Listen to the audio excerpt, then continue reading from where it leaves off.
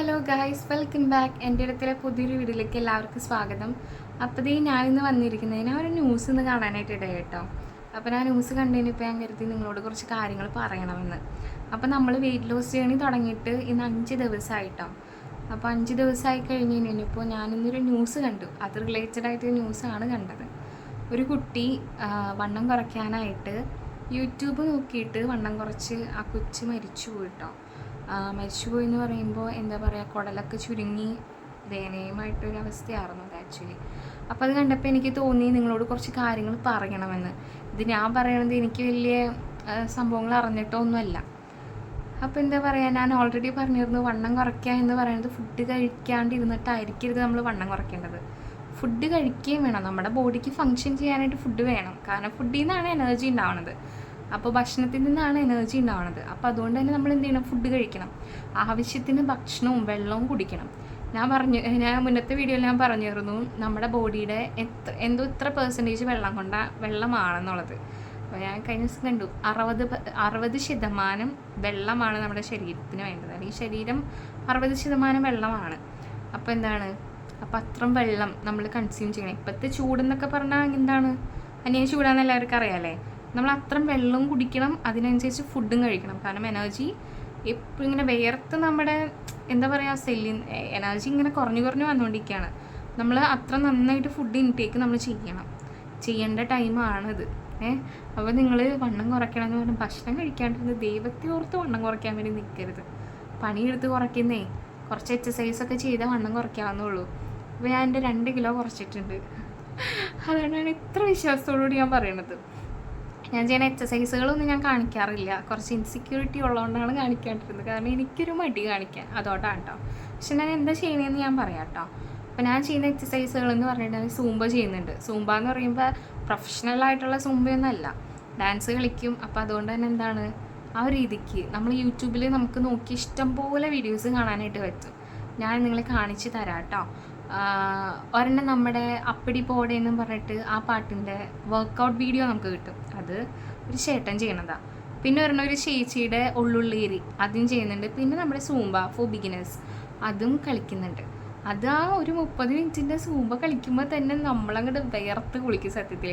അത് തന്നെ അത്യാവശ്യത്തിനുണ്ടെന്നുള്ളത് സത്യത്തിൽ. പിന്നെ നമ്മുടെ ഫുഡ് കുറയ്ക്കുക എന്ന് പറയുമ്പോൾ എന്താ പറയുക, പതുക്കെ കുറയ്ക്കേണ്ടത്, അല്ലാണ്ട് ഒറ്റയടിക്ക് എല്ലാ ഫുഡ് കുറയ്ക്കേണ്ടത്. ഞാൻ ഓൾറെഡി പറഞ്ഞിട്ടുണ്ട്, എങ്കിലും ഒന്നുകൂടി പറയാണ്. ഫുഡ് കുറയ്ക്കുന്ന പറയുമ്പോൾ ഞാൻ കഴിക്കാണ്ടിരുന്നതിൻ്റെ വണ്ണം കുറയുമെന്ന് പറഞ്ഞിട്ട് കാര്യമില്ല. നമ്മുടെ കുടലിങ്ങനെ ചുരുങ്ങി ഭക്ഷണമൊന്നും ഇറങ്ങാണ്ടാക്കിയുമ്പോൾ കുടലും ഇതൊക്കെ ചിന്തിക്കും, ഭക്ഷണമൊന്നും കഴിക്കണില്ല, പിന്നെ അതിനെങ്ങനെ വീർത്തിരിക്കണേ, അങ്ങോട്ട് ചുരുങ്ങിക്കളയാം.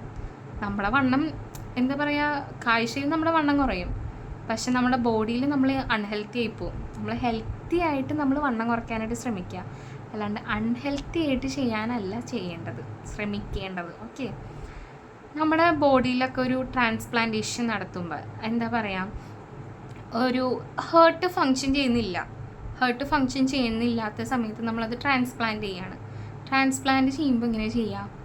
ആദ്യം തന്നെ നമ്മുടെ കുറേ സെല്ലുകളും കുറേ സംഭവങ്ങളുണ്ട് നമ്മുടെ ബോഡിയുടെ ഉള്ളിലേ.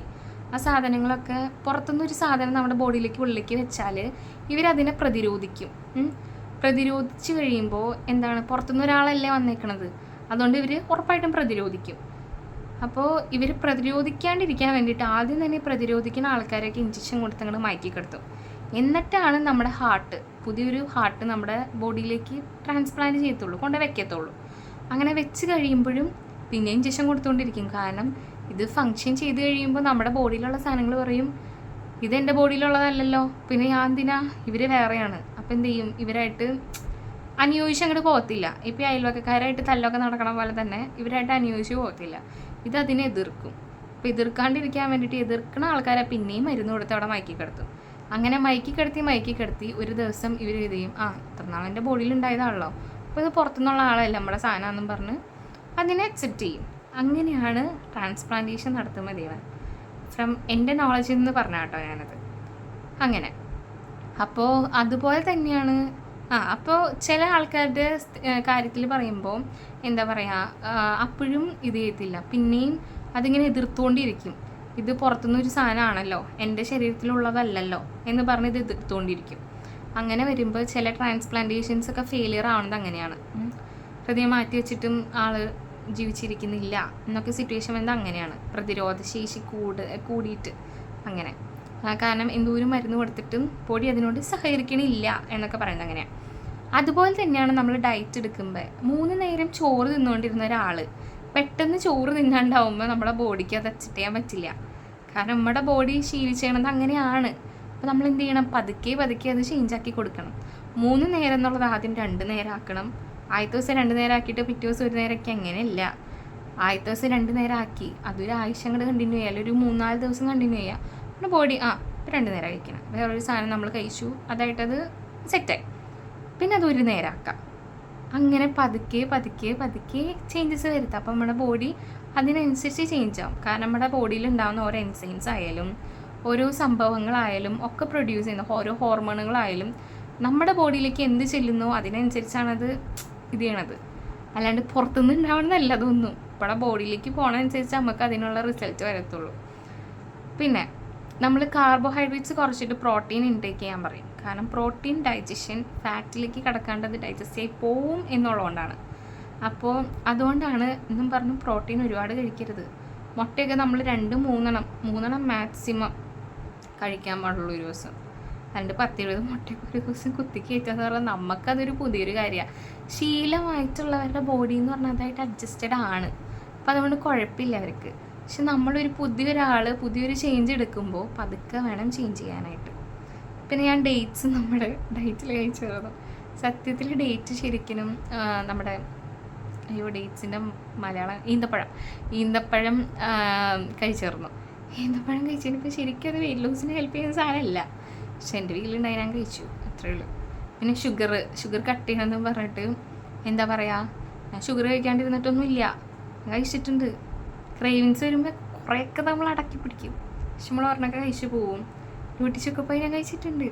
നമ്മൾ എന്താ ചെയ്യേണ്ടത്? ഷുഗർ കട്ട് ചെയ്യാന്ന് പറഞ്ഞാൽ അന്ന് തന്നെ ഷുഗർ കട്ട് ചെയ്യല്ല ചെയ്യേണ്ടത്. പതുക്കെ അതൊരു ചേഞ്ച് വരുത്താം. കാരണം നമ്മുടെ ബോഡിയിൽ നമ്മൾ കഴിച്ചുകൊണ്ടിരുന്ന സാധനം നമ്മൾ പെട്ടെന്ന് കട്ട് ചെയ്യുമ്പോൾ എന്ത് പറ്റും?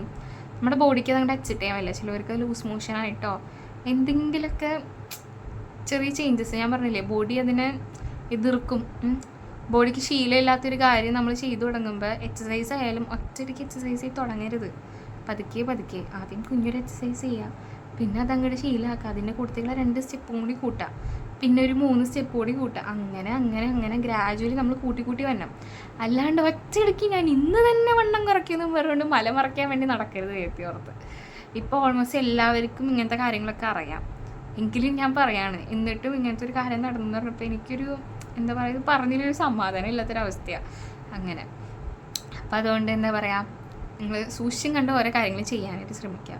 ഫുഡ് നമ്മൾ കൺട്രോൾ ചെയ്യാന്ന് പറഞ്ഞാൽ മൊത്തത്തിൽ ഒഴിവാക്കാനല്ല, മൊത്തത്തിൽ ഒഴിവാക്കണം. അത് നമ്മൾ കൺട്രോൾഡ് ആയി നമുക്ക് മനസ്സിലായി തുടങ്ങും. ഒരു പോയിന്റ് ഓഫ് വ്യൂവിലെത്തുമ്പോൾ നമുക്ക് മനസ്സിലാവും, ഇതില്ലാണ്ട് എനിക്ക് കുഴപ്പമില്ല. കാരണം ചിലവർക്ക് ചോറ് കഴിച്ചാൽ തല വേനെടുക്കും.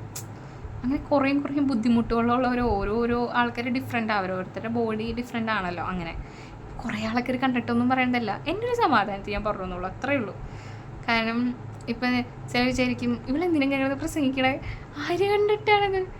എൻ്റെ ഒരു സാറ്റിസ്ഫാക്ഷൻ, അത്രയേ ഉള്ളൂ. ഇപ്പോഴത്തെ എൻ്റെ അങ്ങനെ ആദ്യമൊക്കെ ഞാൻ ചിന്തിക്കുമായിരുന്നു, ഞാൻ വീഡിയോ ചെയ്തിട്ട് ആരും കാണുന്നില്ലല്ലോ എന്ന്. പക്ഷെ ഇപ്പം എനിക്ക് തോന്നി ആരും കാണാൻ വേണ്ടിയിട്ടല്ല, എൻ്റെ ഒരു സാറ്റിസ്ഫാക്ഷൻ, അത്രയേ ഉള്ളൂ. ഇത് കണ്ട് ആരെങ്കിലും ഒരാൾക്ക് ഇത് ഉപകാരപ്പെടുകയാണെങ്കിൽ അത്രയേ ഉള്ളൂ. വെള്ളം നന്നായിട്ട് കുടിക്കണം. ഇപ്പോഴത്തെ ക്ലൈമറ്റ് എല്ലാവർക്കും അറിയാലോ, പൊത്തിരി ചൂടാണ്. അപ്പോൾ അതുകൊണ്ട് വെള്ളം നന്നായിട്ട് കുടിക്കുക, വെള്ളം. അതുപോലെ ഫുഡും നന്നായിട്ട് കഴിക്കുക. ഒറ്റയടിക്ക് കഴിക്കാണ്ട് പതുക്കെ ആയിട്ട് കഴിക്കുക. ഇപ്പോൾ നമ്മൾ രാവിലെ, ഞാനിപ്പോൾ കോളേജിൽ പോയി തുടങ്ങുമ്പോൾ എൻ്റെ റൊട്ടീനൊന്നും ഒരുപോലെ കറക്റ്റ് ആവുന്നില്ല. കാരണം കോളേജിൽ പോകുമ്പോൾ നമുക്കൊരു ലിമിറ്റ് ഉണ്ട് എല്ലാത്തിനും. ആ ലിമിറ്റ് വിട്ട് നമുക്കൊന്നും ചെയ്യാൻ പറ്റത്തില്ല. കാരണം വെള്ളം കുടിക്കുന്നത് തന്നെ എല്ലാവരും കുപ്പിയൊന്നും കൊണ്ടുവരത്തില്ല. ഇപ്പം നമ്മുടെ കുപ്പിയിൽ നിന്ന് വെള്ളം കുടിച്ചിട്ടുണ്ടെങ്കിൽ വെള്ളം കൗണ്ട് ചെയ്യാൻ പറ്റില്ല നമുക്ക്. പിന്നെ വെള്ളം നമുക്ക് എപ്പോഴും അവൈലബിൾ ആയിട്ട് കിട്ടത്തില്ല. 3ാമത്തെ ഫ്ലോറിലാണ് ക്ലാസ് വന്നിട്ട്, ഏറ്റവും താഴെയാണ് പ്യൂരിഫൈ. അപ്പോൾ അവിടെ വരെ നടന്ന് ചെല്ലണം. ചിലയിടത്ത് മടിയായിരിക്കും, ചിലയിടത്ത് പോകാൻ പറ്റില്ല. അങ്ങനെയൊക്കെ വന്നു കഴിയുമ്പോൾ വെള്ളം കൂടിയും കണക്കായിരിക്കും. അങ്ങനെ വരുമ്പോൾ ചിയാ സീഡ് അങ്ങനത്തെ സാധനം നമ്മൾ എടുക്കാണ്ടിരിക്കുക, അങ്ങനെയൊക്കെ ചെയ്യേണ്ടത്. അപ്പം നമുക്കറിയാം എന്താണ് ചെയ്യേണ്ടത്. അങ്ങനെ ഒരു ഐഡിയാപരമായിട്ട് ചെയ്യട്ടോ എല്ലാവരും. നമ്മൾ ചെയ്താൽ നമുക്ക് ചെയ്യാൻ പറ്റും. ഓക്കെ, 5 ദിവസം കൊണ്ട് 2 കിലോ ഞാൻ കുറച്ച്. നാളെ ഇനി കൂടുമെന്ന് എനിക്കറിയില്ല, കാരണം ഞാൻ ബിരിയാണി കഴിച്ചിട്ടുണ്ട്. അതുകൊണ്ട് കൂടുതൽ എനിക്കറിയില്ല. എങ്കിലും നമുക്ക് കുറയ്ക്കാന്നേ. 50 ദിവസത്തെ ജേണി അല്ലേ, വെറും 5 ദിവസമേ ആയിട്ടുള്ളൂ. We can do it. Okay, അപ്പോൾ എല്ലാ ദിവസവും ഞാൻ വരുന്നതാണ് ഗൈസ്. അപ്പോൾ ഇനി നല്ലൊരു വീഡിയോ ആയിട്ട് വരുന്നവരെ ചാച്ചാ. സബ്സ്ക്രൈബ് ചെയ്യാനായിട്ട് പറ്റുന്ന സബ്സ്ക്രൈബ് സപ്പോർട്ട് ചെയ്യില്ലേ. ചാച്ചാ, സി ഓൾ, ലവ് യു.